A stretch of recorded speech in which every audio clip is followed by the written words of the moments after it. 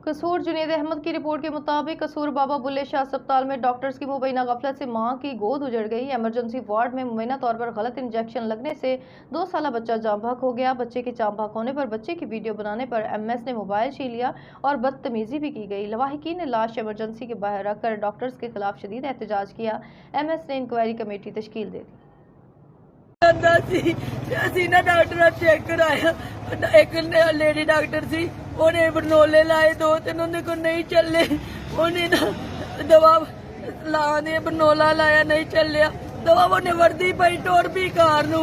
दूसरे lady doctor वाले आए, डॉक्टर उत्ते बच्चे लेडी डॉक्टर कोई भी नहीं। साडे बच्चे की हालत वेखो, साडे बच्चे की हालत वेखो।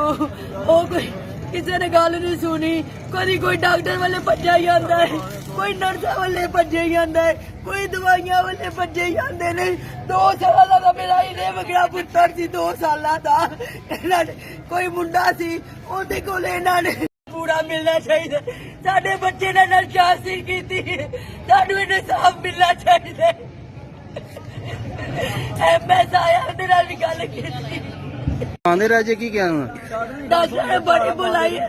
वो कहने बाहर उथे वड्डी डॉक्टर बैठी, उनके कोल जावो। ਤੁਹਾਡੇ ਕੋਲ ਉਹ ਨਰਸ ਕੱਲੇ ਦੀ ਵੱਡੀ ਡਾਕਟਰ ਕੋ ਗਏ ਆ, ਉਹਨਾਂ ਚ ਨਰਸ ਇੱਕ ਆ ਗਈ, ਉੱਤੇ ਚਲੀ ਗਈ।